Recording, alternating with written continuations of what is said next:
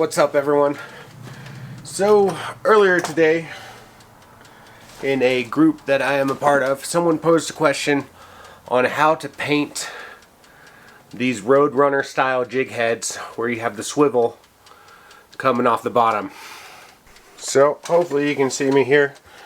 I'm trying to get this on the lens. Let me adjust this around just a little bit right here. So I got my jig head, I got the sprue cleaned off. I use these guys right here. These are cheap. These are like $6 at Walmart. I can link something from Amazon as well. That'll work just as well. Pretend that I did not cut the sprue off of this jig head.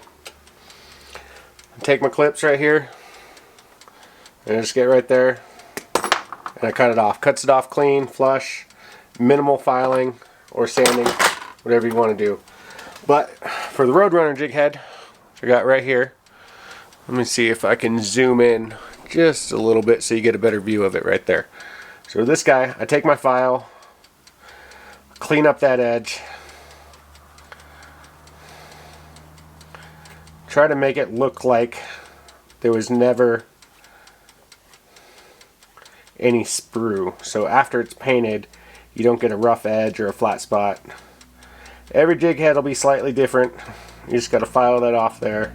Just something to get good enough. Now if you want to keep these swivels right here clean, as well as the eye of the jig, what I do is I got this off of Amazon. It's an assorted heat shrink tubing kit. This is Dorman 87500 is the model number. This has various sizes of heat shrink tubing for electrical work. What I like about this kit is it does not have the glue inside of it. Some heat shrink that you buy, inside there'll be a little bit of adhesive that is meant to seal that wire up when you get your soldering. I buy the stuff without that adhesive because it makes it a little bit cleaner for painting these jigs. So take those same flush cutters, a pair of scissors will work, anything really, razor blade. You just want to cut a couple sections, one there and one there for the hook eye. So take my heat shrink, put that on what I want to cover up, and then I take my lighter, since it's still giving off heat but it's not blowing any air, and I just put that on the heat shrink and shrink it around what I want to protect and keep paint free. And you can move that up just a little bit, reposition it as it starts to shrink, and same thing with the eye of the jig as well. One thing I hate, absolutely hate, is I buy a pack of jigs, I get out on the water, I go to tie a new jig on, and I can't get my line through it because all that entire hole is caked with paint. And especially once you bake them, that paint's not going anywhere. They do sell stuff to bust the paint out, but I try to prevent all that from being necessary to begin with. A lot of guys will take fluid beds for the powder paint. I do not.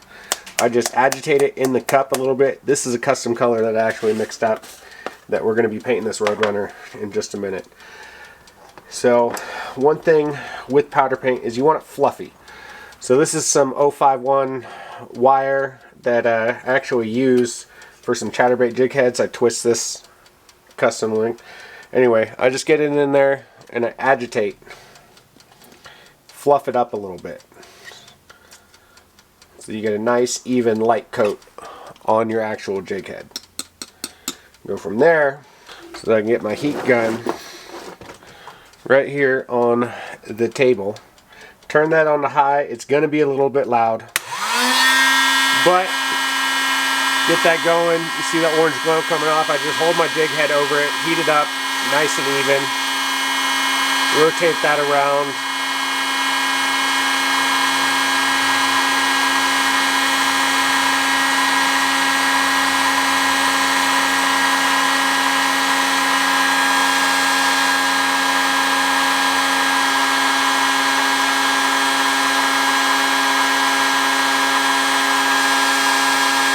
Get that nice heated up. Then I take my jig head Dip it in the powder paint, swirl it around, tap the excess off, and then go right back to the heat, even that up.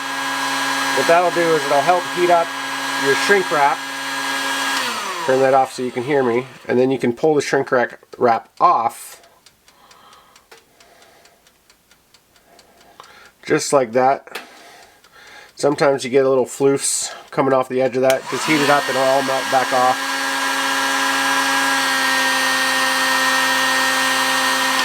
And there you go. There you go. You've successfully painted a jig head, and you kept your swivel that's molded into the bait clean, as well as the eye of the hook. Then after that, if you want, you can bake it in the oven there, or just go fish it.